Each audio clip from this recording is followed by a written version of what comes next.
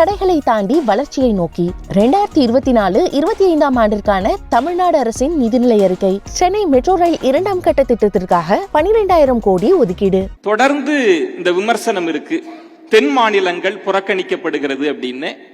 அந்த காரணங்களை நீங்கள் அடுக்கலாம். வாழ்க பெரியார். 2012ஆம் வருடம் இந்திய நாட்டிலே ஒரு மாநிலத்தின் முதலமைச்சராக இருந்தவர் சொன்ன வார்த்தைகளில் இருந்து ஆரம்பிக்கின்றேன். 50,000 கோடி ரூபாய் டெல்லி கொடுக்கிறோம். அன்னைக்கு சொன்னது 50,000. 6,000 கோடி ரூபாய் திருப்பி கொடுக்குறாங்க.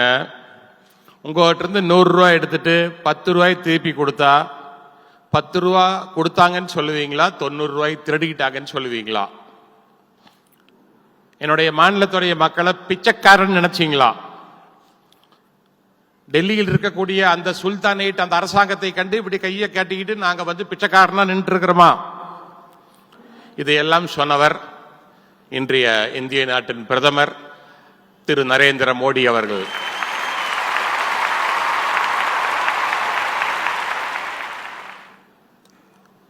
அது வேற வாய். இதுதான் இவங்க இருக்கக்கூடிய பிரச்சனைய. அப்புறம்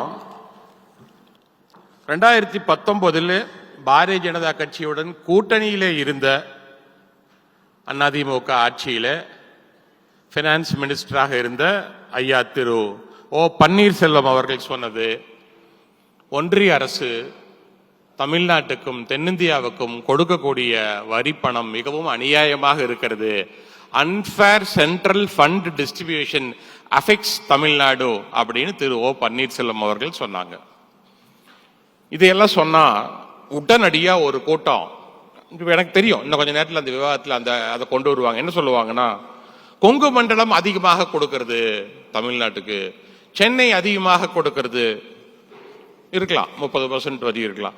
ஆனா கொங்கு மண்டலத்துக்கு தமிழ்நாடு அரசு, அது எந்த அரசாக இருந்தாலும், எங்களுடைய திராவிட முன்னேற்ற கழக அரசாக இருந்தாலும், இதற்கு முன்பு இருந்த அரசாக இருந்தாலும், கொங்கு மண்டலம் வஞ்சிக்கப்படவில்லை. புரிஞ்சுக்க வேண்டிய விஷயம் அதுதான். நமக்கு கொடுத்த எய்ம்ஸ் மாதிரி இல்ல, ஒரே ஒரு செங்கல், அந்த செங்கலையே எங்க இளைஞரணி செயலாளர் தூக்கிட்டு வந்துட்டார். அதனால இப்போ பெண்களுக்கு கட்டணம் இல்லாத பேருந்தில் செல்லலாம் ஒரு திட்டம் இருக்கிறது. கொங்கு மண்டலத்துக்கு மட்டும் திட்டம் இல்லைன்னு சொல்லிட்டாங்களா? எல்லா மண்டலத்திலையும் கன்னியாகுமரியிலிருந்து திருவள்ளூர் கும்மிடிப்பூண்டி வரைக்கும் ஒரே அரசு ஒரே திட்டங்களையும் நிறைவேற்றிக் கொண்டிருக்கிறது. போன வருஷத்துக்கு முந்தின வருஷம் மதுரையில கலைஞர் அவர்களுடைய பெயரில் ஒரு மிகப்பெரிய நூலகத்தை உருவாக்கினார்கள். அப்பொழுது நான் போய் மாண்புமிகு முதல்வரை பார்த்து, கோவைக்கு எங்களுக்கு ஒரு நூலகம் வேண்டும்னு கேட்டதுக்கு இந்த வருஷம் பட்ஜெட்ல அனௌன்ஸ்மெண்ட் வந்துருச்சு.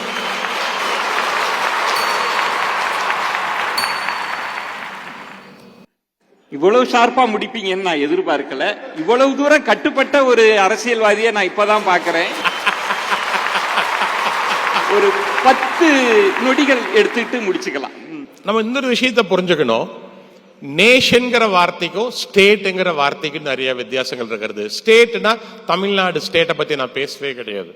தேசிய இனங்களுக்கும் யூகே அப்படின்னா என்ன, யுனைடெட் கிங்டம். ஆங்கிலம் பேசக்கூடிய மக்கள் இருக்கக்கூடிய பகுதிக்கு பேரு இங்கிலாந்து. ஸ்காட்டிஷ்ங்கிற மொழியை பேசக்கூடிய மக்கள் இருக்கக்கூடிய பகுதிக்கு பேர் ஸ்காட்லாந்து. ஐரிஷ்ங்கிற மொழியை பேசக்கூடிய மக்கள் இருக்கக்கூடிய பகுதிக்கு பேர் அயர்லாந்து. அதற்குள்ள வெல்ஷிங்கிற மொழியை பேசக்கூடிய மக்கள் இருக்கக்கூடிய பகுதிக்கு பேர் வேல்ஸ். இதெல்லாம் சேர்ந்த யுனைடெட் கிங்டம். அப்படித்தான் இந்திய நாடும். இந்தியா ஒரு ஒன்றியங்களின் கூட்டமைப்பு. நன்றி. தடைகளை தாண்டி வளர்ச்சியை நோக்கி 2024-25 ஆண்டிற்கான தமிழ்நாடு அரசின் நிதிநிலை அறிக்கை. சென்னை மெட்ரோ ரயில் 2ஆம் கட்ட திட்டத்திற்காக 12,000 கோடி ஒதுக்கீடு.